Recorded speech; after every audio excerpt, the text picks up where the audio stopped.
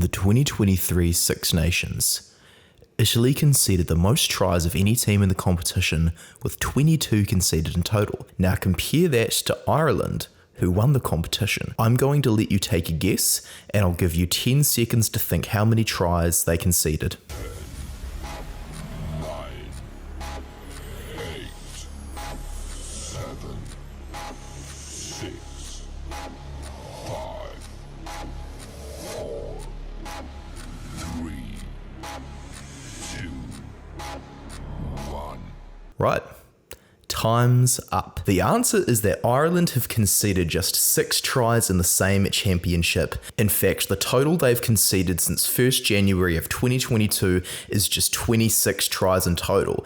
But if you were looking at the stats on a surface level, just the raw stats alone, you'll notice that these two teams had the exact same tackle accuracy across the tournament. So the big question is, what sets Andy Farrell's Ireland apart from other teams in World Rugby, and how did they win the 2023 Six Nations Championship? Well guys, let's have a discussion about this one and see how it was done.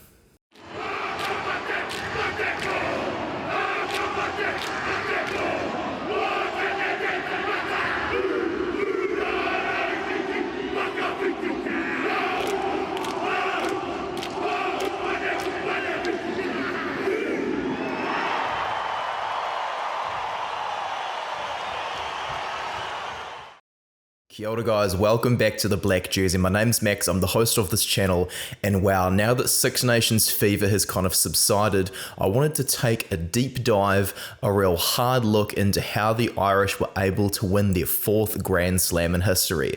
I did do analysis videos on their performances against France and England during the championship, but I do have a fair bit of spare material to work with after their wins over Wales, Italy and Scotland, though I did originally intend to make a video on Scotland, but I had the coronavirus.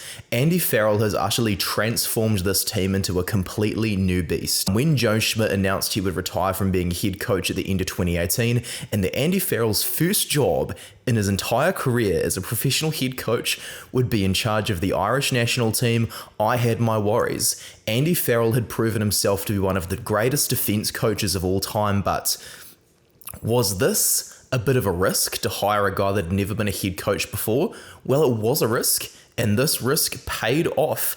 They are looking unbelievably good right now, and I truly believe Andy Farrell is the greatest Irish head coach of all time. To discuss how they won this 2023 Six Nations, I'll first bring up a few stats that they topped on the table according to the Six Nations official website. So Ireland ran the most metres in the competition with over 4,000 off 696 carries, which was also the most carries in the competition. Also though, their dominance of the breakdown was utterly incredible. They won 35 turnovers, which was 13 more than Wales, who ranked 2nd in the league with 22 turnovers won. The Irish also conceded the fewest amount of penalties with a total of 44, and they were tied with Scotland for stealing 7 lineouts, the most of the league. They were also the only team not to concede a card of either colour. While some people say that there's a anti-Springbok, pro-Ireland refereeing thing going on right now, simply put, the Irish just have the best discipline in World Rugby right now, and that's why they are the best team in World Rugby. They also made just 14 knock-ons during the competition, showing very efficient handling ability. The aforementioned tackle stats that I brought up before, I'm going to have a real good look into the Irish defence as well to show how that was a key part of how they won this Six Nations. So I want to show you guys first off the tackle percentages of every team in this competition, then explain why the Irish have such an effective defence compared to a tackle percentage that doesn't look incredibly exceptional compared to the other teams. So first off, England have got 83%, Wales have 84%, France with 89%, Italy with 85%, Scotland with 91%, so Scotland had the best tackle accuracy, whereas the Irish and the Italians both have 85%. So why are they conceding so few tries with the same tackle accuracy as the team that came last in the league, the wooden spoon, without a win?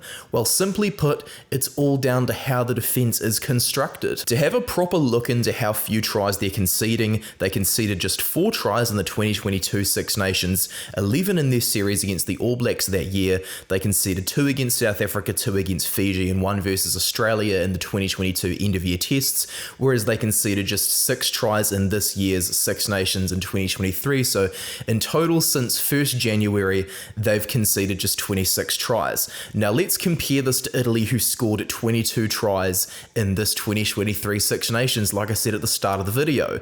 We're also going to have a look at all the other 9 Tier 1 nations and see how this has gone. France, they've conceded 31 tries since 1st January 2022.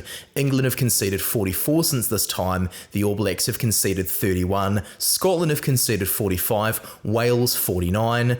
Australia 42 tries, Argentina 48 tries, and South Africa are the only team to match the Irish with 26. But considering South Africa have played fewer tests than Ireland since then, I do think that does have to be factored into account. So since the 1st of January 2022, Ireland have conceded the fewest tries in Test rugby of all the Tier 1 nations, and the reason they are able to do this is because they recognise the shortcomings of a rush defence. They've moved away from the strategy and they've brought themselves back into a cover defence that we were starting to see utilised in open space by Scott Robertson's Crusaders, but it's become a main thing of the Irish line as well in recent times, and they've really led the way in terms of moving away from the rush defence. We're going to have a bit of a deep dive into why the rush defence used to work for them, why it no longer works today, and why Ireland moved away from a rush defence. Let's get into this analysis. These defensive changes were something huge for Andy Farrell's Ireland.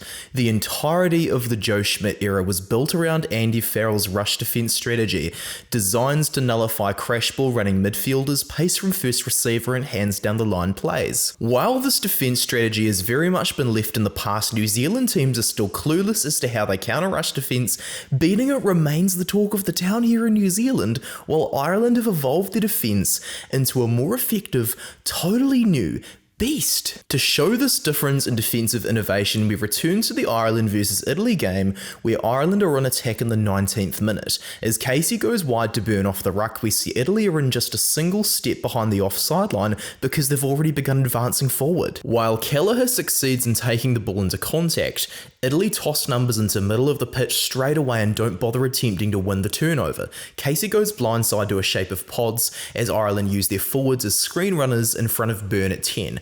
By using screen runners, we've now seen a 4-on-2 with just Capozzo and Menincello defending the wide channels for Italy. Josh van der Fleer is able to use his size to suck Capozzo in after taking a pass off McCloskey, who was outside Burn. Van der Fleer uses his hands to put Low and Aki into another 2-on-1 against Garbisi, which allows Aki to cross the try line. And now that we've analysed how Ireland were able to score this try, we reach the crux of why they moved away from rush defence into a cover defence. While rush defence was revolutionary at the time it was innovated, Italy's team on 1937 into the game are quite clearly exhausted before it's even reached 20 on the clock. Using the rush defence has backfired on Italy because Ireland have used their work rate against them.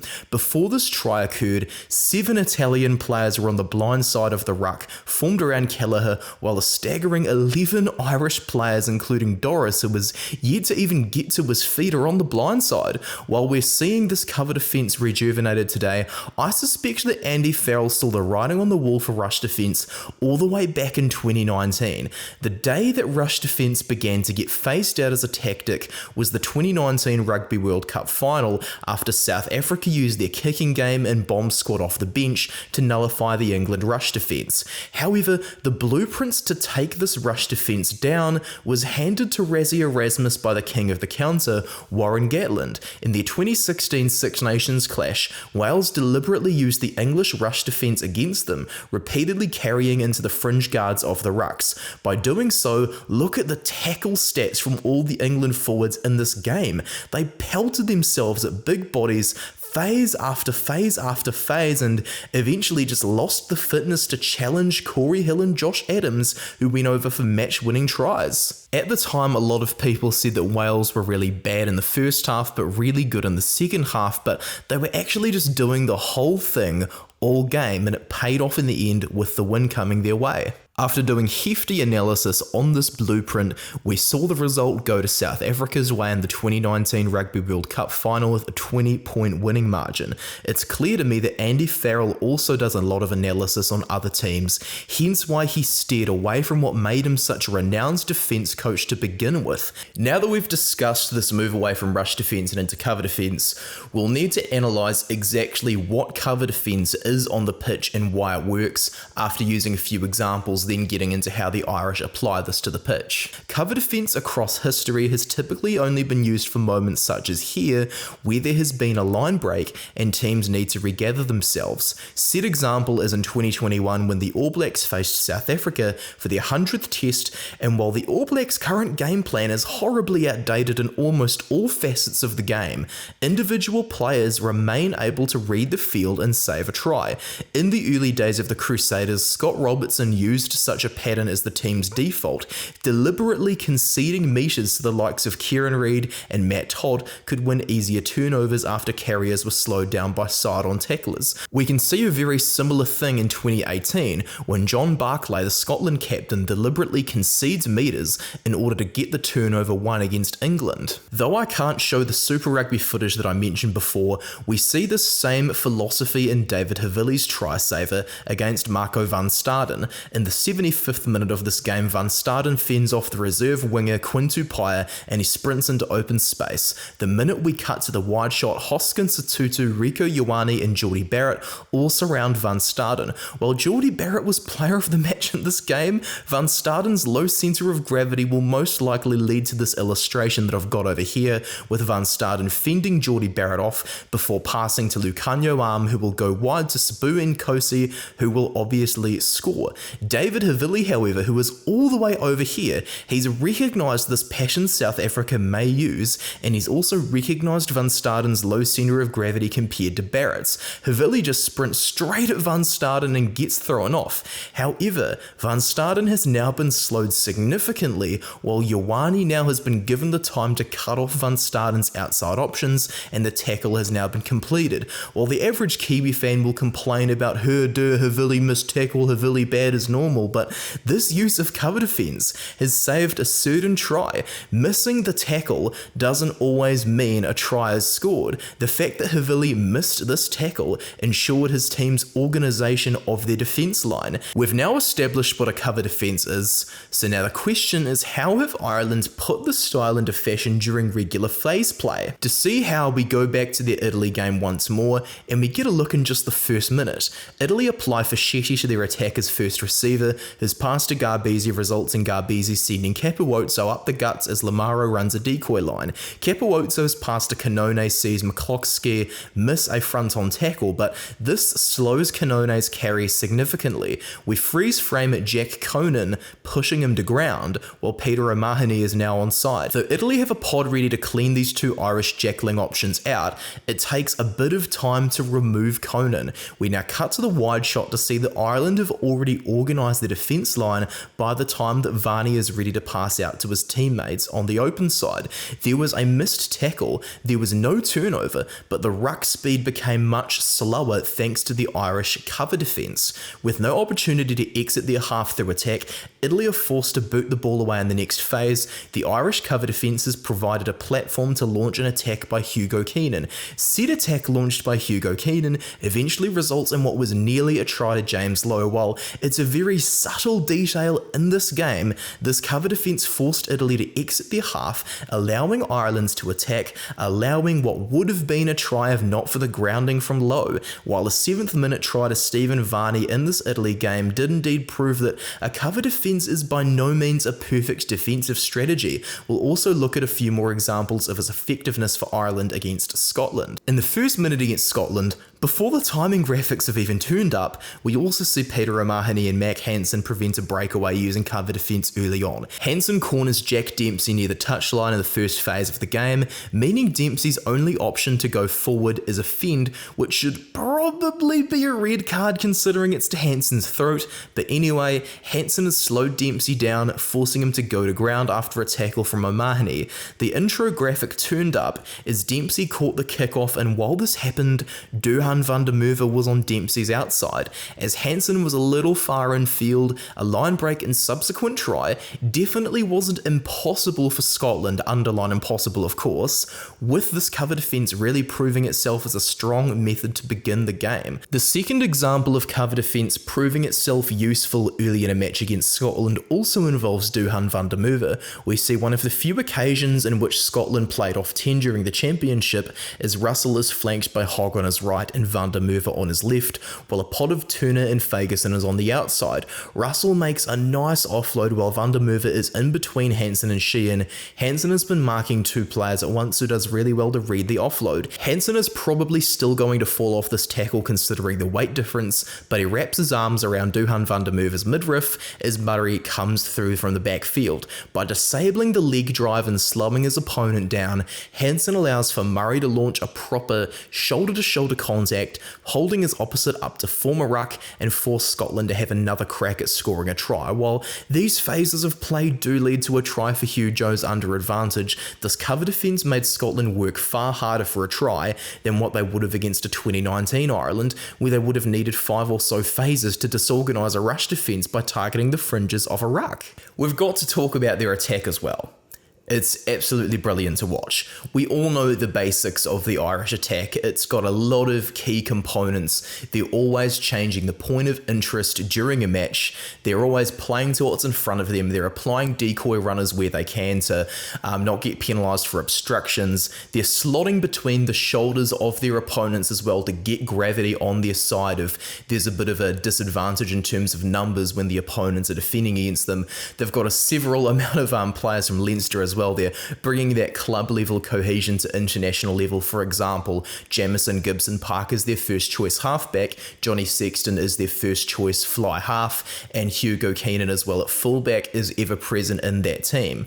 We've also got a very nice offload game. Though they don't do a ridiculous amounts, they're very good at knowing when and when not to time an offload, unlike every Super Rugby team who just offloads for the sake of it all the freaking time. I've done some pretty major analysis on Henshaw, Sheehan and Keenan tries during the competition. I also had a bit of a look at Lowe's try versus France, but there's a few more tries against Italy and Scotland that I do want to look at that a lot of opposing teams are going to be all over. The Sheehan try, for example, off the line out, they will be doing a crazy amount of analysis into how this works. They will be doing their very best to shut down. They'll also be having a similar look to these tries against Italy and Scotland, so we'll look at these ones too. For Hugo Keenan's try against Italy, we also have an example of set moves that opposing coaches will be looking to shut down big time. After Ronan Kelleher's line-out throw is on target, we see Craig Casey already begin to move wide and wrap around. He does so that he can be in this position here to receive a pass from a forward who will detach from the maul. We see once again a diamond-shaped pattern of backs as Ireland's possible first receivers when we cut to the wide shot, while Italy have 5 flat defenders in frame compared to the deep shape of Ireland. While Italy's defenders seed their shape to form a diamond of their own, Byrne looks for McCloskey to be a carrier before the pass instead goes out to Hansen, who has come off the wing to be a distributor. Ireland are now starting to use wingers in a very similar way to France, hence why Andrew Conway and Jacob Stockdale won't be getting a look in for the World Cup.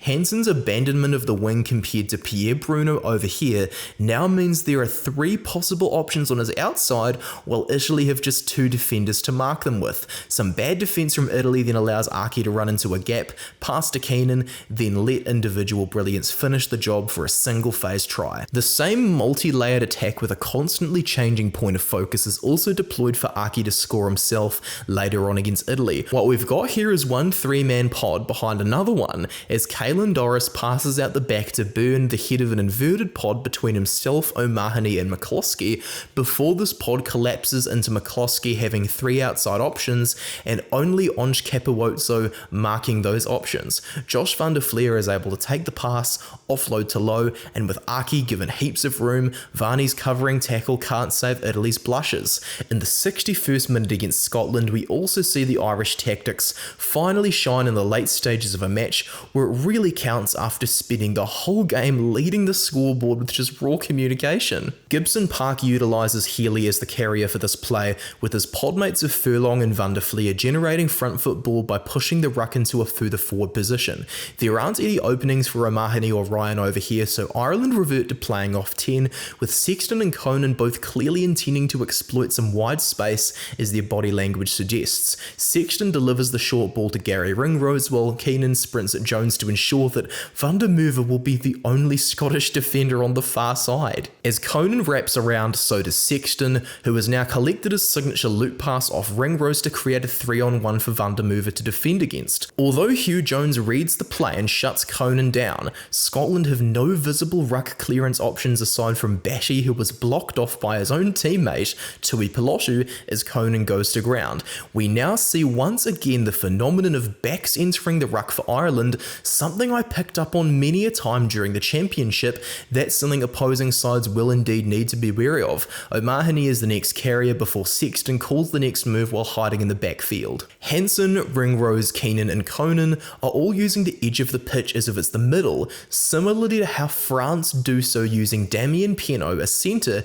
as their right winger in almost every match. Conan is unmarked with the chaos out wide of 4 possible distributors, giving him all the time in the world to score himself. We'll also just show a few clips of the incredible Irish attack against Wales that was pretty much made through raw domination in the forwards and just raw power compared to a weaker pack. It is amazing to see this stuff on attack as well. Another really important thing to me though about how they won this 2023 Six Nations is the leadership of the team and this ridiculous mental toughness. Is Johnny Sexton the best 10 in the world rugby? No, but he is the most effective. Yes, he is the most effective 10 in world rugby by far because he is an on-field coach.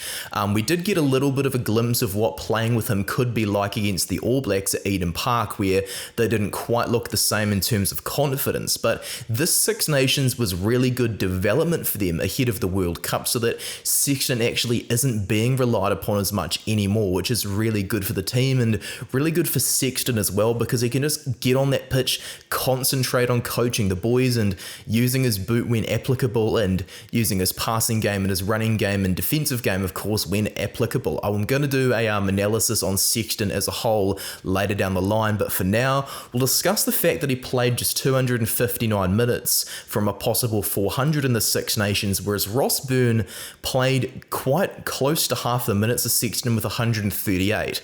Pretty much every Six Nations that I've watched across time has had Johnny Sexton full 80, Johnny Sexton full 80, Johnny Sexton full 80. In 2018, for example, we learned he was the most important part of that Joe Schmidt side rather than Conor Murray, and Andy Farrell's recognising this, so he gave Ross Byrne a proper shot, and he also did the same thing for Craig Casey. He started those two in combination against Italy, and those two guys, they are respectively the third choice for their positions. Joey Carberry, who's been the second choice throughout this World Cup cycle, didn't play any minutes. I also really want to discuss the mental toughness, how they're able to play with all these injured players like Tyg Furlong, Carberry, Doris, Henderson, who was out for the whole competition, Ronan Kelleher, Gary Ringrose, Dan Sheehan, Rob Herring. All of them had some kind of injury at some point aside from Carberry. To have all those players down, it was very, very important for them to do well without them, and it was very good for Ryan Baird over at lock, I think. Kieran Treadwell and Ryan Baird both have just 11 test caps, and the fact that Baird started against England, played very well over there, I think he's now got the inside running to be their 4th choice lock at the Rugby World Cup, with Treadwell missing the cut. Henderson, Byrne, and of course James Ryan, they're obviously going to go. We all know that. Byrne and Ryan are the first choice combo, and Henderson will be on the bench for experience. That's pretty obvious, but Andy Farrell has signed for post-World Cup years, so he'll clearly be thinking of that long-term health of this team. He'll want to give Ryan Baird a proper go at the World Cup pool stages. And also, I do want to mention this as well when it comes to their attack. So I may have mentioned earlier in the video that they scored a try in the first 10 minutes of 10 of the 13 competitive games they've played since 2022. I'm not counting 2022 end-of-year tests because they're just counted as friendlies. And wow, the fact that Scotland and England were both able to stop this happening against the Irish in consecutive matches really showed that Ireland, without a key factor in their constant ability to win under Andy Farrell, were able to get over the lack of early points, continue to pump their bodies at the opponents, and just get over that scoreline in the last few minutes. I think was really important because they've always been a first half team since Andy Farrell's attack structure and defense structure finally got revealed to us at last in 2022, and they've continued to build off this so much. Don't have those first 7-minute points against Scotland? It's okay, we can come back in the second half. Don't have the same thing against England? It's alright, we've got the home crowd behind us, everything's going to be alright. Well, a lot of people said that England game was one of the worst Irish performances they've seen in a long time. It shows the spirit of a true champion team to come back from perhaps a bit of an ugly performance where they're looking a bit rattled and, win ugly. Winning ugly like the Black Ferns did against Australia in 2022's pool stages of that World Cup, that was awesome. The All Blacks won the World Cup final in 2011 pretty ugly. South Africa's whole 2019 World Cup was won ugly because they knew that every other team was going to come along with blitz defense. Let's just power through them, target the fringes of their rucks, and just beat them to a pulp with our kicking game to negate that rush defense. The fact that Josh van der Fleer throwing the line out and Cian Healy scrummaging down at hooker, the fact that those two things happened there against Scotland as well, that's amazing. That's huge prep for worst case scenarios. Like hearing Kelleher, Sheehan, they're the obvious hookers, but what's going to happen aside from them? Maybe Tom Stewart could get a go, but if that can happen after 2 injuries in the same game, well, they're pretty much covered.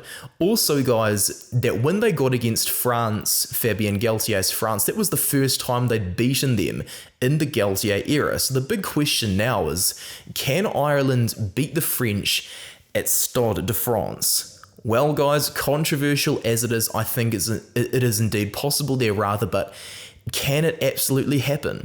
I'm not 100% sure, but considering the amazing move away from rush defense into a brilliant cover defense, the fact that they've just continued to revolutionize this expansive rugby on attack, the fact they have all this mental toughness and excellent leadership from Johnny Sexton and Andy Farrell, who has pretty much just given Sexton an unlimited license to run the tactics, should they not have set moves working, I think that's huge for this Irish team. So are they the favourites for the 2023 Rugby World Cup? Yes. Are they going to win it? I don't know, but it's pretty much a 3-horse race between them, France and Australia, with Eddie Jones now in charge, I believe. It's going to be huge, this World Cup for them, because they haven't just peaked early like normal. A lot of the arrogant New Zealand supporters are saying, oh, dismiss them, who cares, they always peak early. I don't think so, because as we've discovered through clips such as this intercept try to Pierre Bruno of Italy, there are still flaws in this game plan that Ireland have. So the biggest question of all is, can they iron this all out before the World Cup? Well, guys, let me know down in the comments. I do believe Ireland won the Six Nations fair and square, and they deservingly won that Grand Slam, and that they are the favourites for the World Cup. Please go support me over on Instagram and over on Twitter if you enjoyed this video. I'm always grateful to have some support elsewhere. You can also become one of my patrons, as the video at the start of the graphic at the start of the video showed you. You can also visit me on my PayPal tip jar if you just want to make a one-off donation too. I really appreciate the support for watching this video, guys. Make sure you subscribe to me and like this video if you enjoyed it, and I'm going to see you later, okay? Cheers from Max.